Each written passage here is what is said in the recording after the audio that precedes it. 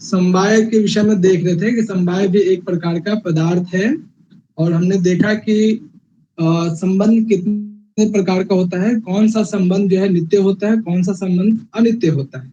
ठीक है। इसके बाद हमने देखा कि जो तर्क संग्रह, जो तर्क भाषा में जो समवाय है, इसका डेफिनेशन क्या है, ये जो है इनकी संख्या क्या है, एक माना जाता है या अनंत माना जाता है, ये देखा। फिर हमने देखा कि ये जो समवाय है, हाँ बोलो प्रभात।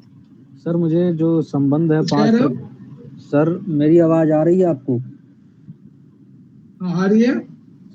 इसमें सर विशेष नित्य द्रव्य जो इसमें समवाय के 5 गुण मतलब 5 भाग बताए गए हैं, उसमें विशेष नित्य द्रव्य में क्या है? बाकी 4 तो मुझे समझ में आ गया था, पर ये नहीं आया था सर। हाँ आ रहे वहाँ आ रहे हैं। ठीक है, वही पहुंच रहे हैं अभी। तो अभी तक हम लोग ने देखा कि ये जो समवाय है, अयुत सिद्ध जो भी पदार्थ होंगे, अयुत सिद्ध पदार्थ हमने क्या देखा कि दो पदार्थ ऐसा जो दोनों एक दूसरे पर डिपेंडेंट है, निर्भर करता हो, उनमें से यदि एक भी समाप्त हो गया तो दूसरा भी समाप्त हो जाता है। ऐसे पदार्थों के बीच में ही समवाय जो है होता है। फिर हमने देखा कि आवाज कट गई। फिर हमने देखा कि ये जो अयुत्सित पदार्थ है कहाँ कहाँ हो सकता है। क्या कह रहे हो? भैया बीच में ना आपकी जी भैया बीच में ना आपकी आवाज कट गई थी, उसी के लिए बोल रही थी। अच्छा, नहीं अब तो मैं डायरेक्ट बता रहा हूँ, कोई लीड वगैरह नहीं है, अब तो नहीं कटेगा। ठीक है, तो प्रॉब्लम हो तो बताना। ठीक है, देखो, हाँ अब अभी हमने देखा कि ये जो समवाय है किन किन पदार्थों के बीच में होता है, तो इसका जो 5 भेद बताए गए हैं कि ये जो समवाय है या अयुत्सिद्ध है, अवयव और अवयवी के बीच में। इसका एग्जाम्पल हम लोगों ने तंतु और पट का एग्जाम्पल देखा था।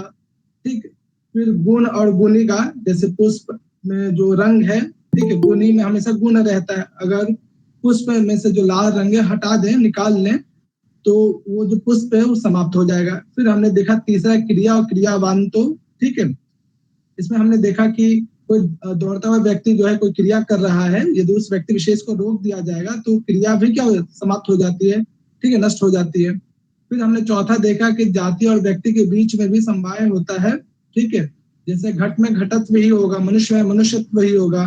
ठीक है, तो इसमें जो है जातीय व्यक्ति के रूप में जो है यहाँ पे क्या अयुत्सित पदार्थ के रूप में जातीय व्यक्ति यानी घट में घटत्व जो है यहाँ पे दिखाई देता है। और विशेष नित्य द्रव्य में हमने ये देखा था कि जो भी विशेष गुण होगा, ठीक है, वैसे हमने विशेष नामक पदार्थ की चर्चा की थी, तो विशेष नामक जो पदार्थ है वो हमेशा किस में होगा? नित्य द्रव्य में ही होगा। नित्य द्रव्य समाप्त हो जाएगा, विशेष नामक जो गुण होगा प्रत्येक द्रव्य का वो भी क्या हो जाएगा? समाप्त हो जाएगा। जैसे प्रभात, मान लीजिए आपकी जो भी क्वालिटीज है, विशेषता है, ठीक है, यदि आपकी सत्ता इस संसार में नहीं रहेगी तो आपकी विशेषताएं भी नहीं होगी। ठीक है, तो उसी प्रकार से यहाँ पे की जो नित्य द्रव्य है, नित्य द्रव्य हमने देखा था कि नित्य द्रव्य कौन कौन सा होता है, और ये जो विशेष नामक गुण जो है पृथ्वी आदि में किस रूप में होता है।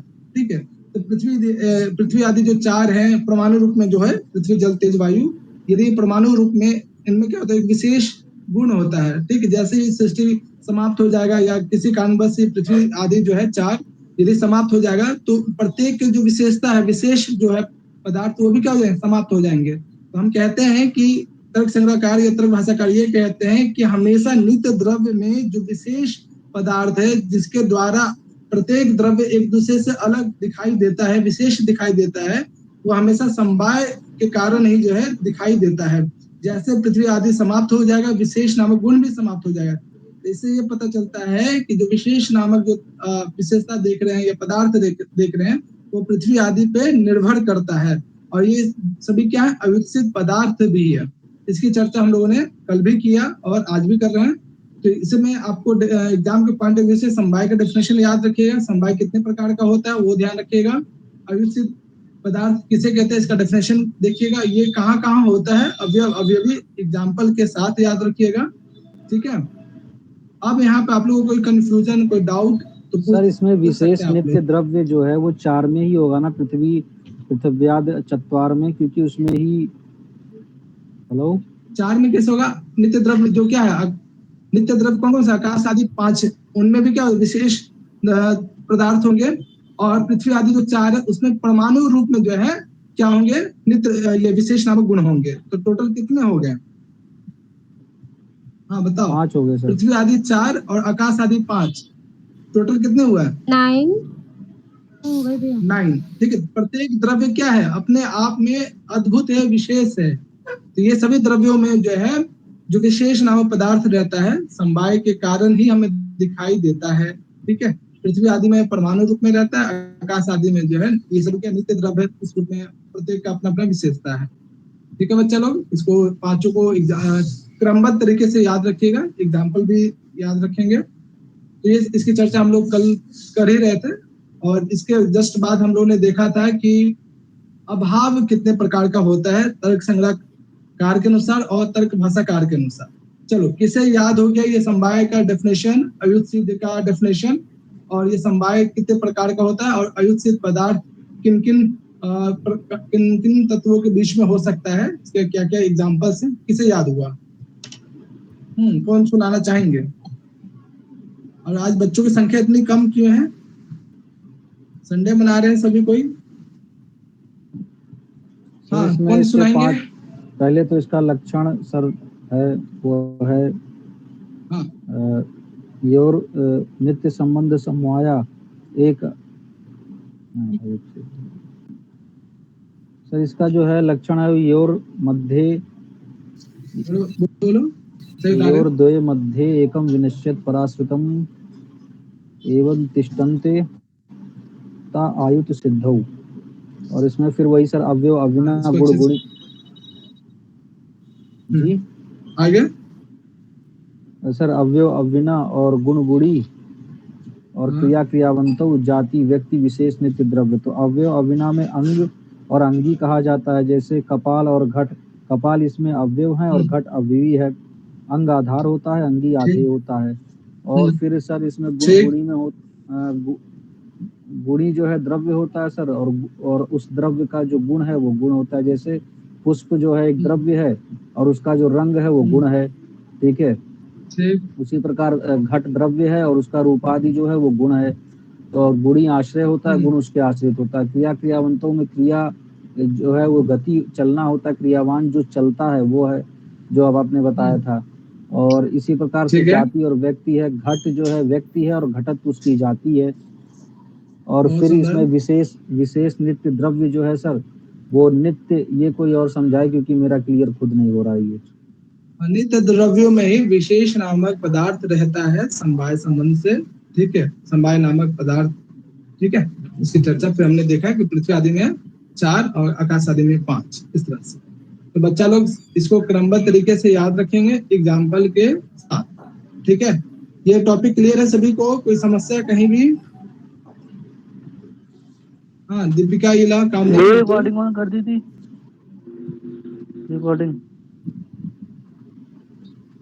हाँ रिकॉर्डिंग ऑन है, रिकॉर्डिंग ऑन है। हाँ, याद हो गया सबको? मैं पूछूंगा आप लोग से दोबारा। हाँ, रिकॉर्डिंग ऑन है। हाँ, चले आगे। इसकी चर्चा हम लोगों ने कल किया था। दीपिका बताओ, तर्क संग्रह और तर्क भाषाकार के अनुसार, ठीक है, अभाव कितने प्रकार का होता है?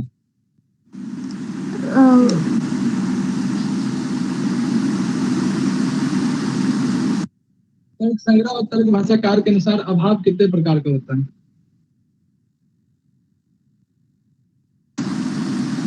भैया तर्क संग्रह के अनुसार 4 होता है और तर्क भाषा के अनुसार 2 होता है। नाम बताइए। हाँ भैया नाम याद नहीं है। नाम याद नहीं है? ऐसे कैसे काम चलेगा? कौन बताएंगे? नाम सर है तर्क संग्रह के अनुसार प्राग भाव, प्रध्वंस भाव, अत्यंत भाव, अन्योन भाव। और तर्क भाषा के अनुसार पहले संसर्ग भाव है और अन्योन भाव है, और फिर संसर्गा भाव के भी 3 भेद हो जाते हैं, प्राग भाव, प्रध्वंस भाव और अत्यंत भाव। ठीक है, दीपिका क्या बात है? रिवीजन नहीं कर रहे हो? भैया इसकी तर्क भाषा में भी भैया अभी करिए।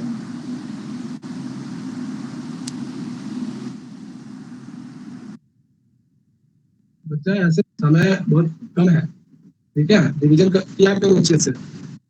देखो दोनों में अंतर क्या है, ठीक है, इस चीज को देखिएगा ध्यान से कि जो तर्क संग्रह है, ठीक है, तर्क संग्रह में 4 भेद बताए गए हैं। उसका कोई विभाजन क्रम ऐसा अलग से उन्होंने जो है तर्क संग्रहकार ने नहीं कुछ कहा है, उन्होंने जस्ट एज इट इज 4 नाम यहाँ पे उन्होंने दे दिया है।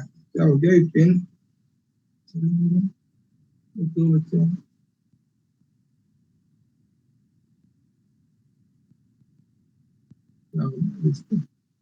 कुछ ना कुछ प्रॉब्लम रहता ही है। देखो यहाँ पे तो ये 4 जो है तर्क संग्रह कार के अनुसार, ठीक है, प्राग भाव, प्रध्वंसा भाव, अत्यंता भाव और अनन्या भाव, ये जो है तर्क संग्रह के अनुसार है। लेकिन तर्क भाषा में क्या है, इन तीनों को जो है संसर्ग अभाव कहते हैं, ठीक है। दोनों में नामकरण वही है, बस अंतर क्या है कि तर्क भाषाकार जो है कहते हैं कि 2 ही प्रकार के होते हैं अभाव, एक संसर्ग अभाव और दूसरा अनन्या भाव, ठीक है। तो वो कहते हैं कि संसर्ग अभाव के अंतर्गत 3 अभाव आते हैं, ठीक है। तो बात तो वही है, बस थोड़ा सा जो है तर्क भाषा में घुमाकर बातें कही गई है। तो नाम भी सेम है, बस जो है अंतर क्या है कि वहां पे संसर्ग अभाव है जो तर्क भाषा में है, और तर्क संग्रह में एज इट इज, उनका कोई विभाजन क्रम नहीं, एज इट इज बस 4 वहां पे नामकरण को प्रस्तुत करते हैं, ठीक है। ये अंतर समझ आया, याद रहेगा आप सभी को? हाँ चलो जी भैया। ठीक है, ये हाँ ये याद रखिएगा। और कल हम लोगों ने देखा कि जो प्राक भाव है, ठीक है, यानी उत्पत्ति, प्राक भाव किसको कहते हैं, कल हम लोगों ने डिस्कशन किया था थोड़ा सा। हाँ, कौन बताएंगे प्राक भाव क्या होता है? बोलो नीतू, क्या कह रहे हो? सर उत्पत्ति से पूर्व होने वाला प्राग भाव कहलाता है, मतलब जब तक कार्य अपने कारण रूप में होता है उसको प्राग भाव कहते हैं। हाँ, कार्य जो है जब तक अपने कारण में अभाव रूप में रहता है, ठीक है। तो ये बताओ कि प्राग अभाव में जो प्राग शब्द है इसका क्या अर्थ है? पूर्व। पूर्व, ठीक, उत्पत्ति से पूर्व, बहुत बढ़िया। तो डेफिनेशन याद रखिएगा कि जो भी कार्य जो है, हाँ बोलो प्रभात। इसमें सर 4 शब्द पढ़ रहा था तब मैं आया, उसमें है एक सादी, अनंत और अनादि और शांत, इनका सर चारों का अर्थ जानना मुझे। हाँ अभी बताएंगे। देखो प्राग भाव क्या होता है कि उत्पत्ति से पहले जिसका अभाव हो, ठीक। तो ये बताओ तंतु में किसका अभाव हो रहा है? मान लीजिए अभी तंतु से कपड़ा नहीं बना है, ठीक, तो तंतु में किसका अभाव अभी दिखाई दे रहा है आप लोग को? हाँ पटका। बोलो। पटका, कपड़े का पटका। तो ये कह रहा है कि प्राग भाव वह अभाव जब कारण में किसी कार्य का अभाव हो, ठीक है, वो क्या कहलाता है? प्राग भाव, यानी उत्पत्ति से पहले, यानी कोई भी कार्य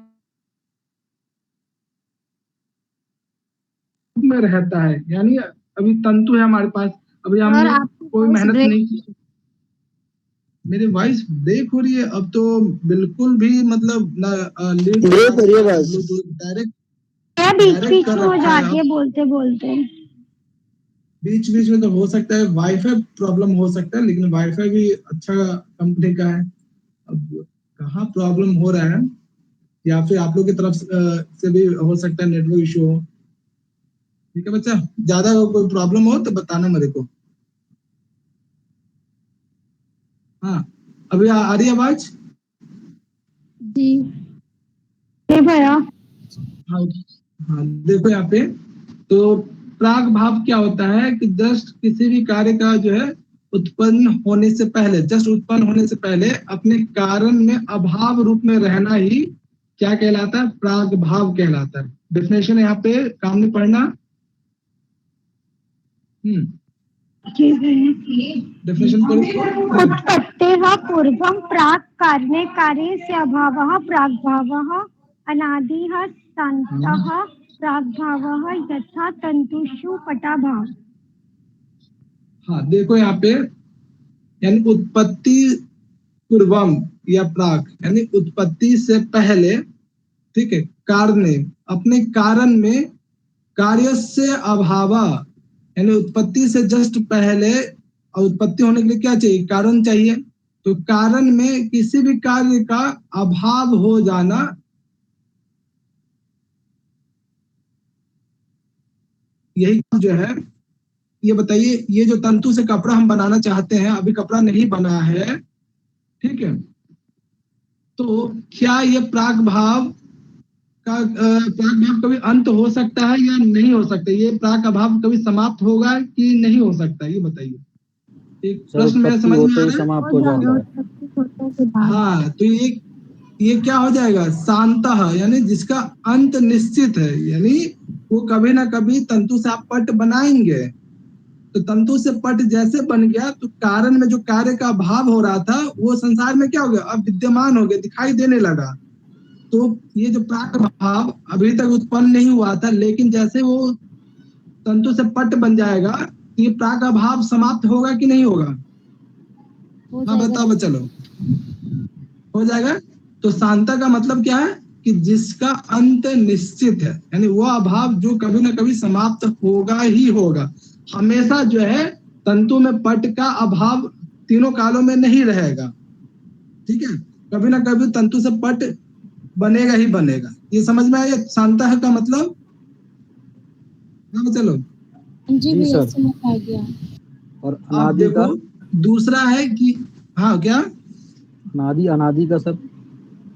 अब अनादि देखो, अनादि बताओ, अनादि भी क्या है, प्राक भाव का एक विशेषता है कि प्राक भाव जो अनादि होता है। अनादि का मतलब आपने कभी हिंदी में भी प्रयोग किया होगा, अपने देवता विशेष के लिए प्रयोग किया हुआ अनादि है। अनादि का मतलब क्या, जो आदि ना हो, सरल भाषा में क्या समझते हैं, अनादि है, अनंत है, उत्पत्ति रहित और उत्पत्ति रहित, जिसकी उत्पत्ति अभी नहीं हुई है। तो प्राक भाव का दूसरा विशेषता है कि प्राक भाव क्या, अनादि है, लेकिन उसका अंत जरूर हो सकता है।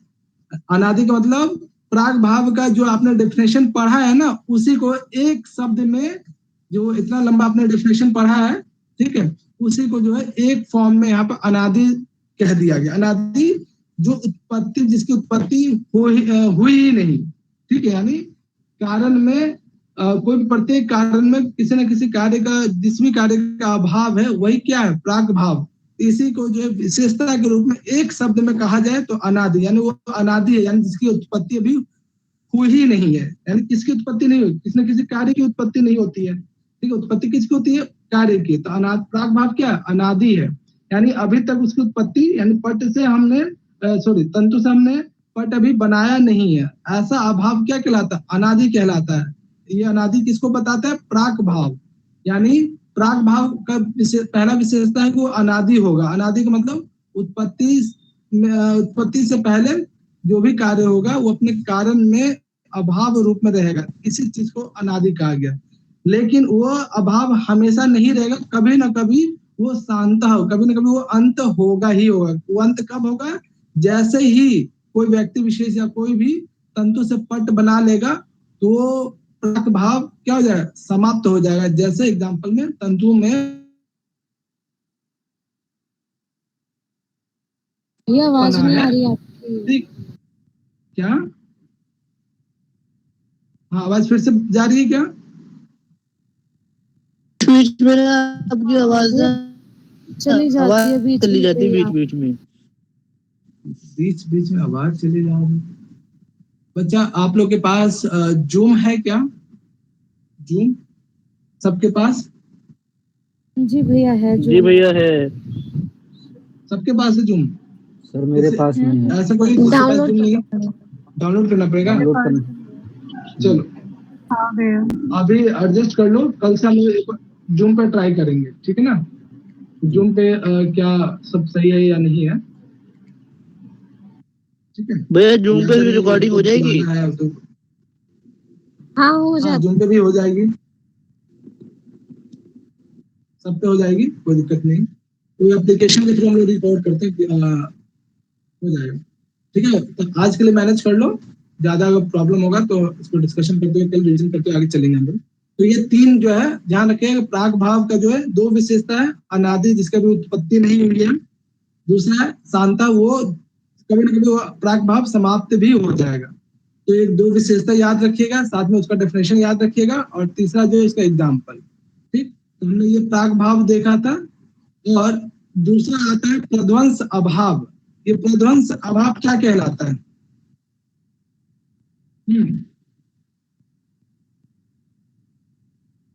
प्रध्वंस अभाव क्या है, कौन बताएंगे? सर अब चलो। सर उत्पत्ति वस्तु का विनाश हो जाना प्रध्वंस भाव है। अच्छा ठीक है, ये बताओ कि मान लीजिए अभी आपने कोई घट बनाया, मिट्टी से घट बनाया, वो घट टूट गया। ठीक, तो टूटा हुआ घट तीनों कालों में वो प्राप्त होगा या नहीं होगा, या रहित होगा, क्या होगा? वो तो प्राप्त नहीं होगा, पर हम दूसरा बना सकते हैं, वो नहीं होगा। पर हाँ, जो टूटा है वो सेम वो उसके जैसा बन जाएगा दूसरा घट, लेकिन जो टूट गया वही नहीं रहेगा, वो तीनों कालों में क्या हो जाएगा, उसका अभाव रहेगा। ठीक है, तो देखिए यहाँ पे जैसे कि आपने प्राग भाव का दो विशेषता देखा था कि अनादि और शांतः, ठीक है, उसी प्रकार से यहाँ पे भी प्रध्वंस नामक अभाव का भी विशेषता देखोगे। चलो नीतू, इसका डेफिनेशन पढ़ना प्रध्वंस अभाव का।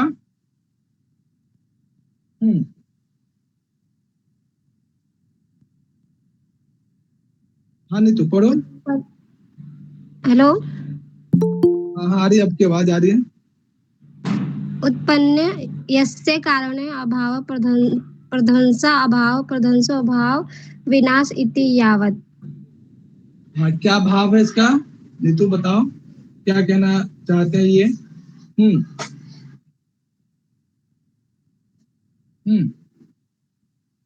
बोलो। सर उत्पत्ति हुआ वस्तु है, उसका जब वो विनाश हो जाता है, मतलब वो जब नष्ट हो जाती है, उसके उत्पन्न होने वाले मतलब कारण का अभाव प्रध्वंसा अभाव कहलाता है कुछ। ठीक है, देखो इसमें क्या है कि प्रध्वंस अभाव क्या होगा, जब कारण में, ठीक है, जो कार्य है वो उत्पन्न होने के बाद, उत्पत्ति अनंतरम कार्य से, ठीक है, उत्पन्न होने के बाद जो भी कार्य है, वो जो कार्य है, ठीक है, किसी कारण बस प्रध्वंस हो गया, नाश हो गया, टूट गया, ठीक है, विनिष्ट हो गया, तो वो क्या कहलाता है? प्रध्वंस अभाव। यानी उत्पत्ति के बाद जिस भी कार्य का जो है किसी कारण बस, ठीक है, अपने किसी कारण बस जो है समाप्त हो जाना, नष्ट हो जाना, प्रध्वंस हो जाना, वो क्या कहलाता है? प्रध्वंसा अभाव। और प्रध्वंस का मतलब है विनाश। तो ये बताइए कि ये जो घट है, मान लीजिए मिट्टी से हमने कोई घट बनाया, ठीक है, यानी मिट्टी नामक कारण से जो है हमने एक घट नामक कार्य बनाया, ये घट जो है समाप्त हो गया, टूट गया, यही घट टूट गया। तो ये घट जो टूटा, पुनः ये यही सेम घट फिर से वापस आ सकता है क्या? नहीं भैया। बताओ। नहीं भैया। फिर से यही घट वापस आ सकता है क्या? नहीं आ सकता है ना। तो ये क्या हुआ, अनंत काल तक प्रध्वंस अभाव रहेगा, अनंत काल तक क्या हो जाए, इसकी हमें प्राप्ति नहीं होगी। यानी किसी भी काल में कितना भी कोशिश कर लेंगे, जो घट टूट गया है वही घट नहीं बनेगा, उसके समान कोई दूसरा घट जरूर बन जाएगा, लेकिन जो टूटा है वो घट हमें फिर से प्राप्त नहीं हो जाता। मतलब प्रध्वंस अभाव का एक विशेषता हमने क्या देखा कि ये क्या है, अनंत काल तक इसका अभाव रहेगा। ठीक है, तो यहीं पे क्या है, प्रध्वंस अभाव का जैसा उसमें शांता था, उसका अंत निश्चित है, प्राग भाव का। प्रध्वंस भाव का क्या, अनंत काल तक इसका अभाव रहेगा। और दूसरा है क्या, शादी। इस शादी का क्या मतलब है, मैरिज वाला शादी नहीं है, ध्यान रखना। हाँ, इसका क्या भाव है? शादी मतलब जिसका कभी अंत ना हो। शादी का मतलब फिर से बताना क्या? शादी, हाँ, जिसका कोई अनादि और शादी, जिसका कोई अंत ना हो, अनादि और शादी। यानी कि जिस हाँ विशाल हाँ विशाल आपकी आवाज ब्रेक हो रही है। शुरुआत हो, प्रध्वंसा भाव की शुरुआत उत्पत्ति वाला हो जो भैया, किसी को विषय शादी। अनादि का मतलब क्या समझते हैं? जो उत्पन्न नहीं हुआ है। शादी का मतलब जो उत्पन्न हो चुका है। ठीक, उत्पन्न हो चुका है। तो प्रध्वंस अभाव तभी होगा जब अपने कारण से कोई कार्य उत्पन्न हो गया हो। तो प्रध्वंस अभाव का विशेषता क्या है? जो शादी हो, यानी जो उत्पन्न हो चुका हो, उत्पन्न हुआ हो, और वो जो अभाव है अनंत काल तक रहेगा। यानी प्रध्वंस अभाव के लिए किसी भी कारण से कार्य की उत्पत्ति होना जरूरी है। लेकिन प्राक भाव में क्या था कि उत्पत्ति जो है वो किसी कार्य की उत्पत्ति नहीं हुआ है। ठीक है, इसलिए वो अनादि था। और वो क्या है यहाँ पे शादी, यानी वो क्या किसी न किसी कारण से वो किसी कार्य विशेष की उत्पत्ति हो चुकी है, इसलिए वो शादी है। और जैसे वो कार्य किसी कारण बस समाप्त हो जाता है, टूट जाता है, नष्ट हो जाता है, प्रध्वंस हो जाता है, तो वो प्रध्वंस क्या है, अनंत काल तक उसका अभाव बना रहेगा। तो प्रध्वंस अभाव का दो विशेषता है, एक शादी, दूसरा अनंत काल तक उसका अभाव। ठीक है, जैसे कि आपने प्राक अभाव का दिखा था अनादि, और दूसरा शांतः। ठीक है, उसी प्रकार से प्राक भाव, उसी प्रकार से प्रध्वंस अभाव का इसके में दो विशेषता है, शादी और अनंत। ठीक है, इसमें क्वेश्चन कैसे बनेगा? एक तो आपको प्रध्वंस का डेफिनेशन, प्रध्वंस अभाव का डेफिनेशन क्या, शादी का अर्थ क्या है यहाँ पे? शादी का मतलब जिसकी उत्पत्ति हो चुकी है, जिसकी उत्पत्ति, जैसे आप, हम सब, सृष्टि, सब क्या शादी है, यानी जिसकी उत्पत्ति हो चुकी है। सीधा सीधा क्या बोल सकते हैं? कार्य, मतलब कार्य जो हो चुका है, कार्य। हाँ कह सकते हैं। ठीक है, जिसकी उत्पत्ति हो चुकी है शादी, जिसकी किसी न किसी कारण से उत्पत्ति हुई है, वो शादी कहलाता है। और अनादि क्या है? जिसकी उत्पत्ति किसी भी कारण से नहीं हुई है, जैसे ईश्वर, देवता इत्यादि का है, अनादि है, उसकी जो है किसी भी चीज से, किसी भी कारण से उत्पत्ति नहीं हुई है। तो बच्चा लोग प्राक भाव, प्रध्वंसा भाव का जो भी विशेषता है, डेफिनेशन है, ठीक है, और या फिर एग्जाम्पल भी ध्यान रखना। ये दो अभाव हम लोगों ने कल भी डिस्कशन किया था। तीसरा जो है, ध्यान रखिएगा, मैं पूछूंगा चारों में अंतर क्या है। ठीक है, ध्यान रखिएगा।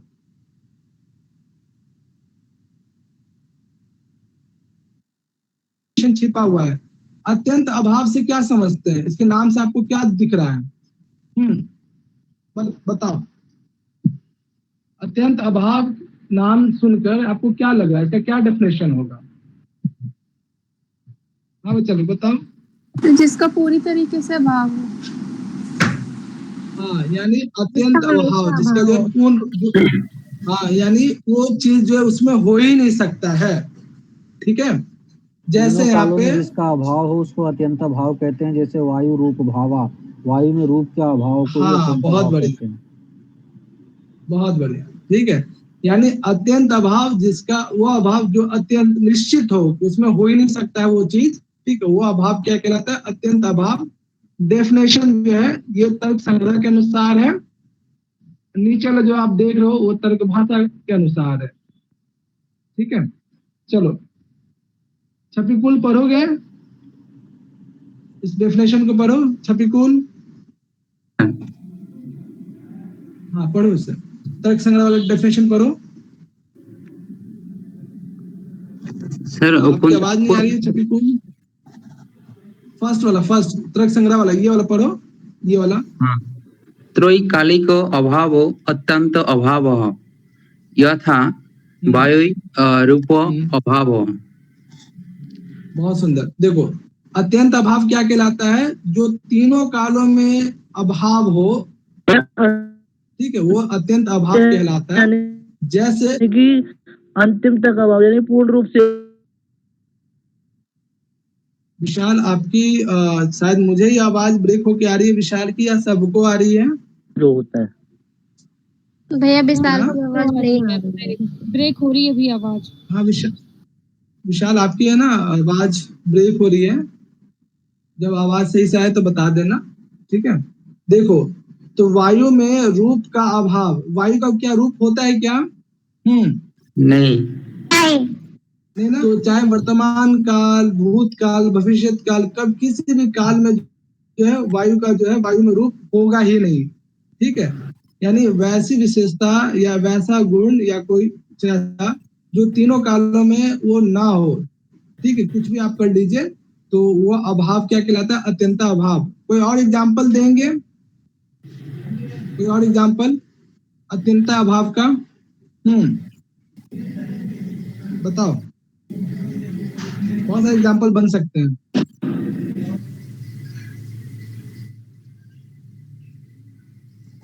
बोलो बच्चा, इतना और भी एग्जाम्पल दे सकते हो आप लोग।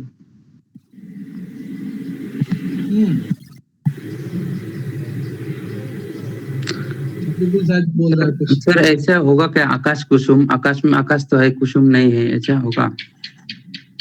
हाँ, आकाश पुष्प, आकाशे पुष्पम। हाँ, आकाश में पुष्प नहीं हो सकता है तीनों काल में, आप कुछ भी आप कर लीजिए। और इसकी चर्चा आप जब पढ़ेंगे अनुमान वाला पाठ, ठीक है, तो वो भी उसमें भी एक अनुमान आता है, ठीक है, जिसमें हेतुभास के अंतर्गत आपको आएगा आश्रित सिद्ध। पर भैया ये तो एग्जाम्पल देते हैं ना कि याद आ रहा है जिसका अनुमान पढ़ा हो तो थोड़ा समझ आ रहा होगा। ठीक है, जो आपने एग्जाम्पल, हाँ, अश्व के अश्व यानी घोड़े में सिंह, बताओ ये होगा? भी तो होगा। बताओ, खरगोश के सिंह, हाँ, खरगोश के सिंह, बताओ होगा? नहीं सर, नहीं नहीं ना, कुछ भी भी तो कर होगा। लीजिए। हाँ, क्या बच्चा? वंध्यापुत्र। हाँ, बिल्कुल, ठीक है, यानी वैसी कोई विशेषता जो किसी भी काल में ना हो। सर इसमें एक शब्द है संसर्ग अवच्छिन्न, अवच्छिन्न का अर्थ होता है सर देखो युक्त, और नीचे, संसर्ग,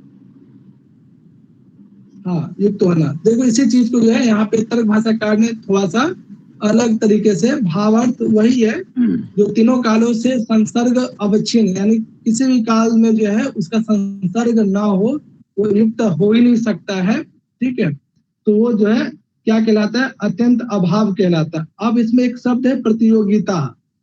ये प्रतियोगिता क्या होता है? कौन बताएंगे?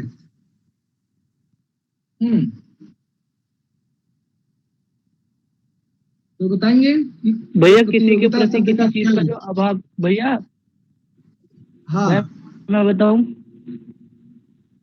हाँ बताओ विशाल। आवाज तो ब्रेक नहीं हो? हाँ, आ रही आवाज आ रही है। किसी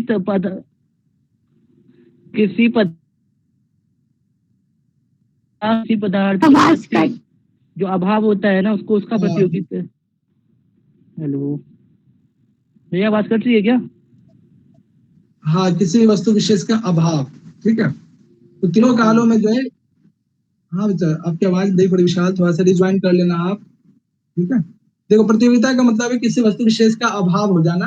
ठीक है, तीनों कालों में जो है आप वह किसी वस्तु विशेष का वह गुण विशेष जो संभव ही नहीं है, तीनों कालों में उसका अभाव ही रहेगा, तो वो क्या कहलाता है? अत्यंत अभाव कहलाता है। ठीक है, ये एग्जाम्पल आप ये थोड़ा ध्यान रखना, तर्क संग्रह वाला भी।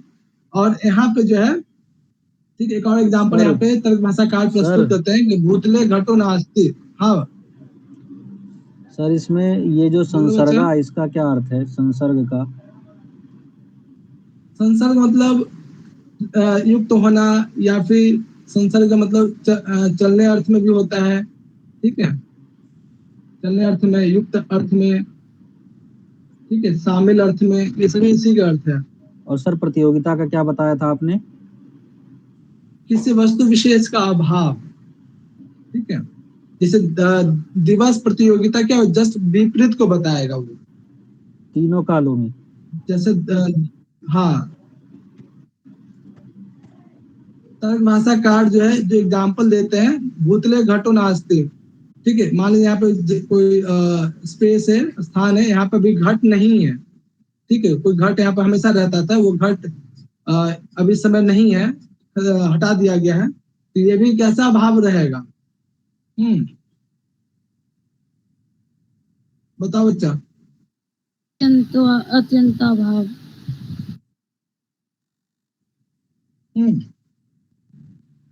भूतल पे जो घट नहीं है, ये भी जो अत्यंता अभाव का ही एग्जाम्पल रहेगा।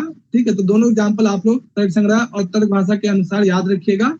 दोनों का डेफिनेशन तर्क संग्रह में क्या दिया गया और तर्क भाषा में क्या दिया गया। हाँ बच्चा बोलो। यहाँ क्वेश्चन है, जो अंत्य भाव होता है वो तो त्रैकालिक होता है, मतलब किसी भी उसमें किसी भी काल में हर काल में उसका अभाव ही रहता है, किसी काल में उसके अभाव का अभाव नहीं होता। तो जैसे कि यहाँ पे एग्जाम्पल दिया गया था भूतले घटो नास्ति। अगर हम यहाँ पे घट भूतल पे यानी कि जमीन पे यदि हम घट रख देते हैं तब तो ये अभाव समाप्त हो जाएगा। हाँ, कोई किसी खास घट विशेष के संदर्भ में अगर कहा जाए तब आप कह सकते हैं।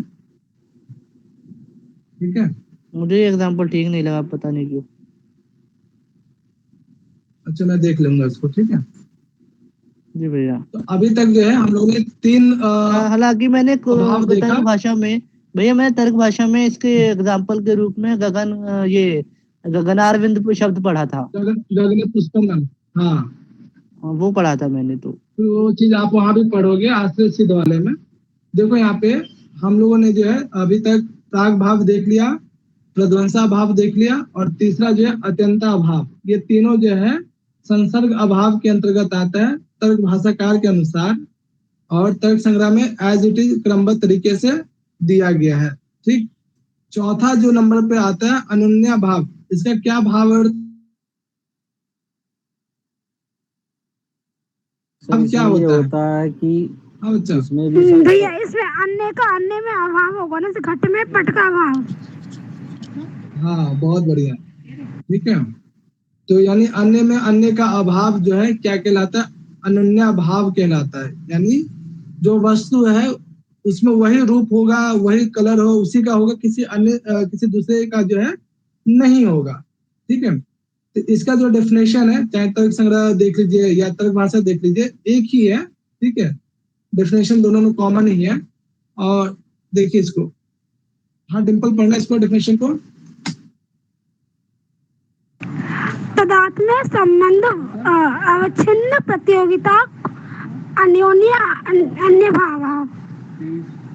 चलो, ये तादात्म्य संबंध क्या होता है? तादात्म्य संबंध क्या है?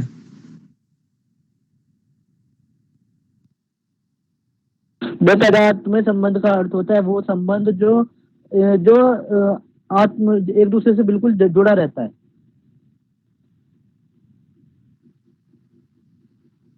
चलो, माता पिता और पुत्र के बीच में तादात्म्य संबंध है या नहीं?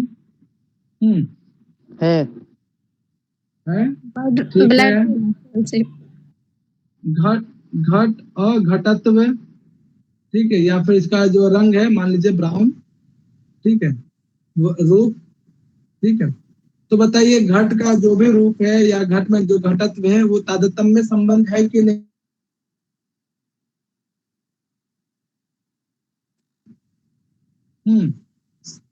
घटत्व का संबंध तो है, मतलब घट एक है और घटत्व जाति को यहाँ पे समझ आ रहा है। तो देखो इसमें अनन्य अभाव का मतलब है कि जो भी पदार्थ है वो अपने से संबंधित ही होगा, अपने से अपने जाति में जो भी आएगा। ठीक है, अपने समान। ठीक है, जो भी पदार्थ होगा उसी के समान होगा, इसे अन्य वस्तु के समान नहीं होगा। यानी उनका संबंध खुद तक, यानी खुद से संबंधित जो भी इसके अंतर्गत जाति विशेष जाति वगैरह आते हैं, जैसे घट, तो जितने भी संसार के घट होंगे उसमें क्या होता है? तादात्म्य संबंध होंगे। घट के अतिरिक्त जो भी वस्तु होंगे उसमें कभी भी तादात्म्य संबंध नहीं होगा। कभी भी घट जो है पट नहीं बन सकता है, या कभी भी पट जो है घट नहीं बन सकता है। तो यानी वैसा अभाव, ठीक है, जिसमें तादात्म्य संबंध अवच्छिन्न हो, तादात्म्य संबंध बिल्कुल भी दिखाई नहीं देता हो, तादात्म्य संबंध रहित हो, उसका बिल्कुल अभाव रहता हो। ठीक है, वो अभाव क्या कहलाता है? अनन्य अभाव कहलाता है। जैसे घट पटो नास्ति, यानी कभी भी घट जो है पट नहीं हो सकता है। क्यों? घट की जो विशेषता है कभी भी वो पट में दिखाई नहीं देता है। जैसे आप माता पिता एग्जाम्पल देख सकते हो, माता पिता से उत्पन्न जो भी संतानें हैं, ठीक है, इनके बीच में क्या होता है? तादात्म्य संबंध होता है। क्यों? क्योंकि जो संतानें हैं उनकी जो विशेषता है उनके माता पिता से उन्हें प्राप्त हुआ है कहीं ना कहीं किसी न किसी रूप में। यदि आपने किसी बच्चे को देखा है अच्छे, इनके माता पिता कौन होंगे, ठीक है। तो संतान में या उससे संबंधित जो भी पदार्थ होंगे एक जैसा, ठीक है, उसको देखकर जो है आप उसकी पहचान कर सकते हैं, उसको देख सकते हैं, दोनों में आत्मीय संबंध है। तो वैसा दो या दो से अधिक पदार्थ जिनके बीच में तारतम्य या आत्मीय संबंध बिल्कुल भी नहीं है, वैसा अभाव क्या कहलाता है? अनन्य अभाव कहलाता है। और भी एग्जाम्पल आप बना सकते हैं, और क्या एग्जाम्पल हो सकता है? बताओ।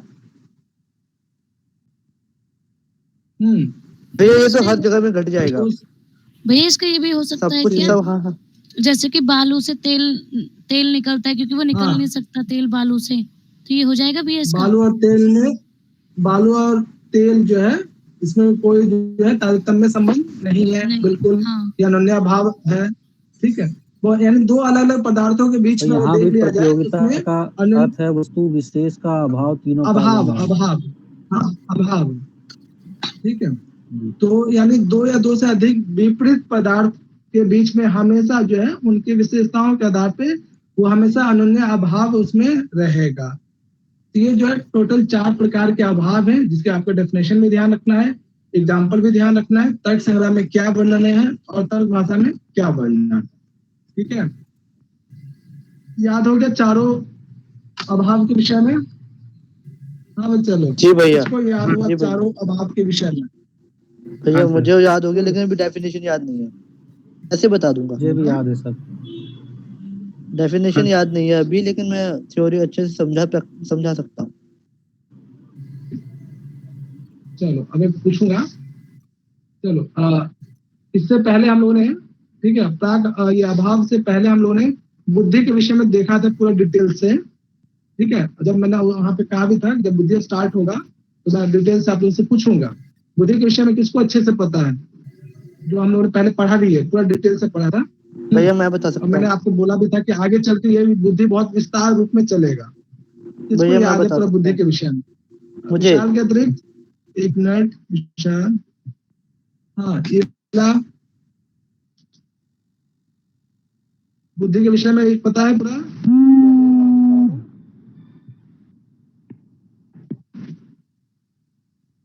हाँ बच्चा,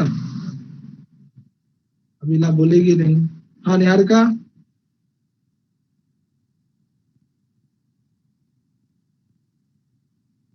मेरी आवाज आ रही है ना आप लोग को? हाँ सर, अब भैया आवाज आ रही है। निहारिका बताओ। हाँ संगीता, याद है? ये जो सांख्य कारिका में बुद्धि बताई थी वो तो याद है। नहीं कैसे कह सकते तर्क संग्रह या तर्क भाषा दोनों के अनुसार? नहीं भैया, मेरे को इसके तर्क भाषा संग्रह के अनुसार नहीं बुद्धि पता, जो गुण में आई थी। हाँ नहीं, तू क्या कह रहे? जो भैया गुण के अंतर्गत वही है। हाँ वही है। बताओ डिम्पल, बुद्धि क्या?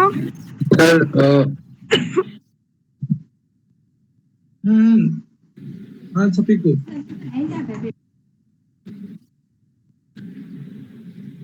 कौन बताएंगे मुझे बुद्धि के विषय में? हाँ, और इसका जो क्रोमोलॉजी है वो याद है। मतलब जैसे सर्वव्यापार हेतु बुद्धि ज्ञानों में यह 2 भेद है, स्मृति और अनुभव।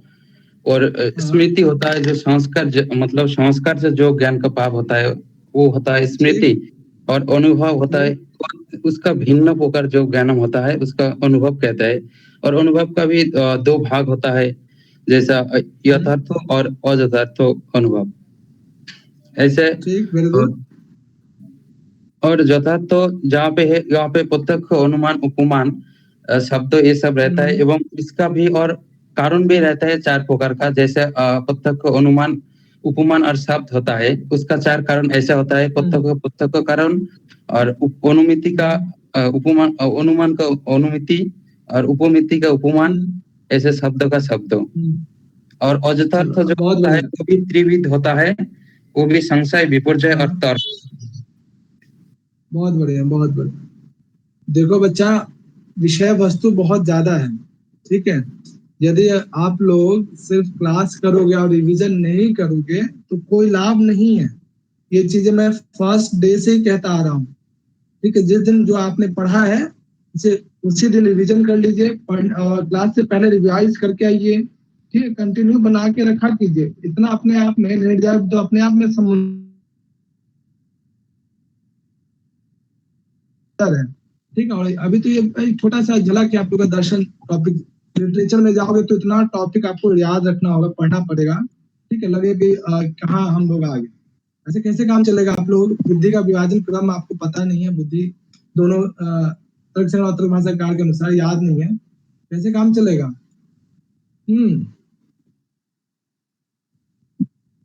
बताओ डिम्पल, नीतू।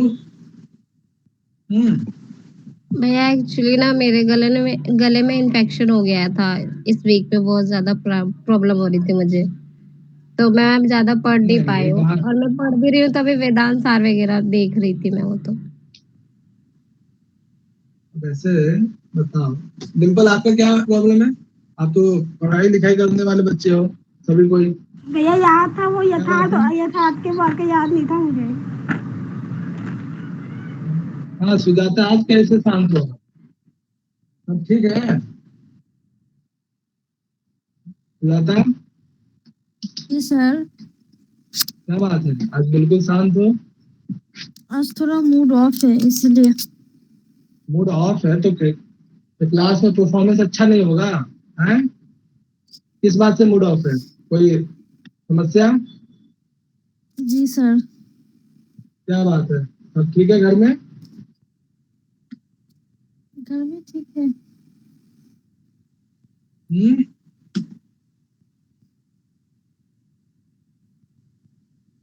चलो बच्चा, ऐसा है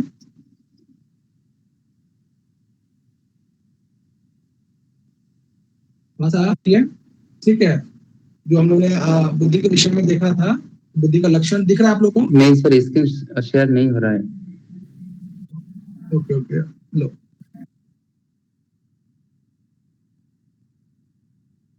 देखो यहाँ, अब दिखा? ठीक है जी सर। हम लोगों ने वहां भी देखा था बुद्धि का लक्षण तर्क संग्रह के अनुसार भी और तर्क भाषाकार के अनुसार भी। फिर हमने देखा कि ईश्वरगत जो बुद्धि है वो नित्य है, उसके अतिरिक्त जो भी अनित्य है।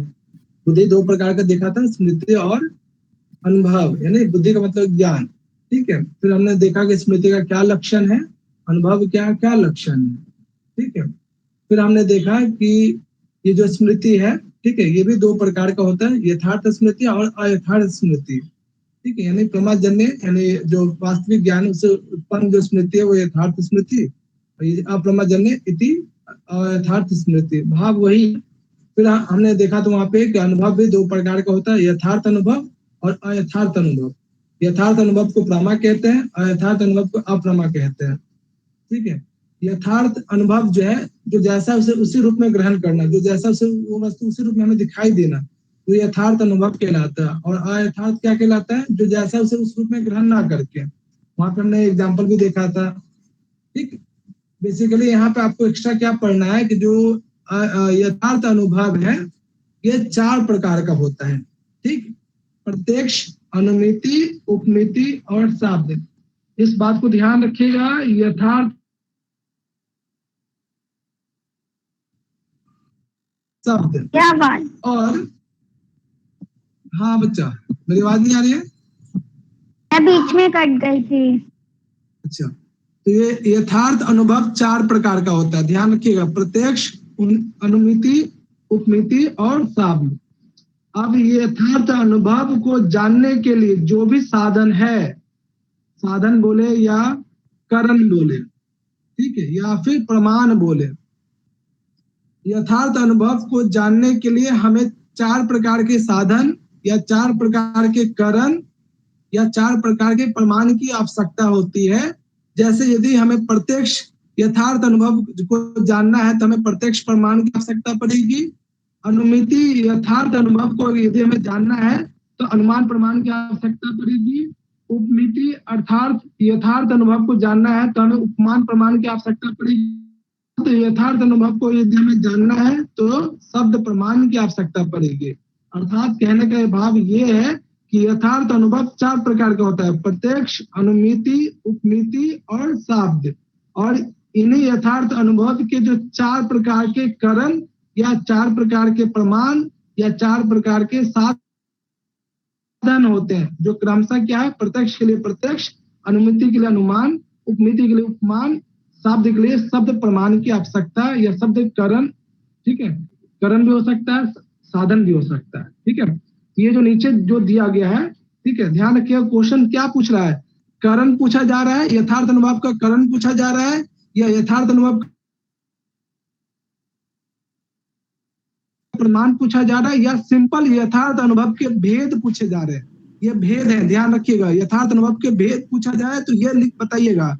यथार्थ अनुभव के करण या प्रमाण पूछा जाए, यथार्थ अनुभव के प्रमाण कितने, तो ये बोलिएगा, ठीक है। तो क्वेश्चन को बारीकी से देखिएगा क्या पूछा जा रहा है, यथार्थ अनुभव के भेद पूछा जा रहा है या यथार्थ अनुभव का करण पूछा जा रहा है या प्रमाण पूछा जा रहा है। अंतर समझ में आ रहा है? ये चीजें दोनों दिखने में एक जैसा जी भैया, बच्चे गलती यही करते हैं कि पूछा जाता है यथार्थ अनुभव के भेद तो बच्चे करके आ जाते हैं प्रमाण, ठीक है। तो गलती मत कीजिएगा, ठीक है बच्चा, दोनों में अंतर समझ में आ रहा है ना। ये वाला भेद है, नीचे वाला प्रमाण है। और इसी चीज को आगे जो है हम लोग पूरा डिटेल से पढ़ेंगे कि प्रत्यक्ष प्रमाण, तर्क संग्रह और तर्क भाषा के अनुसार क्या है, अनुमान के बारे में पूरा डिटेल से पढ़ेंगे तीनों ग्रंथों के हिसाब से, तर्क संग्रह, तर्क भाषा और न्याय सिद्धांत मुक्तावली। सबसे ज्यादा टाइम इसमें लगेगा और सबसे इम्पोर्टेंट भी अनुमान प्रमाण है। यदि इसे हटा दिया जाए तो तीनों ग्रंथों में कुछ बचेगा ही नहीं, और इसे समझ जाओगे तो डेफिनेटली इस ग्रंथ से, तीनों से कोई प्रश्न आपका जो है ना गलत नहीं जाएगा। तो बच्चा ध्यान रखिएगा, अनुमान प्रमाण की क्लास जब भी आरंभ होगी, इससे पहले हम लोग प्रत्यक्ष पढ़ेंगे, इसमें मिस मत करना। मिस करोगे तो बिल्कुल अनुमान समझ में नहीं आएगा, फिर मत कहना कि सर शुरू से पढ़ाओ, मैं वहां पर शुरू से नहीं बता पाऊंगा। मैं ये मान के चलूंगा कि आप लोग को पहले की जो कुछ भी हम लोगों ने देखा है इन ग्रंथों में, सब चीज आपको अभी तो षड्वित संधिकर्ष आएगा, उससे पहले किया है, ठीक है। तो इसमें अनुमान वाला बहुत इंपॉर्टेंट है, इसमें क्लास, हाँ उससे पहले और भी बहुत सारे विषय वस्तु आएंगे। तो सभी विषय वस्तु अपने आप में यूजफुल है, एक दूसरे को अनुपूरक है, एक याद करेंगे तो दूसरा समझ में आएगा, और नहीं तो अगर भूल जाओगे, याद नहीं होगा तो चीजें बिल्कुल बाउंस करेगा, ठीक है। इस चीज को तो ध्यान रखिएगा, एक एक डेफिनेशन, एक एक पारिभाषिक शब्दावली इंपॉर्टेंट है इसमें, ठीक है। तो 3 जो ग्रंथ है यहाँ पे कल हम लोग पढ़ेंगे प्रमाण के विषय में। प्रमाण क्या है, उसका लक्षण क्या है, कितने प्रकार के प्रमाण होता है, उसके अंतर्गत प्रमाणों के डेफिनेशन में जो जो शब्द आ रहा है सबका डेफिनेशन हम लोग कल देखेंगे। तो कल क्लास बिल्कुल मिस मत कीजिएगा आप लोग बच्चा, ठीक है बच्चा। आज इतना ही रखते हैं, फिर हम लोग रात को 10 बजे मिलेंगे, पता है ना क्या? सुबह क्लास हुई थी क्या? कौन सी क्लास?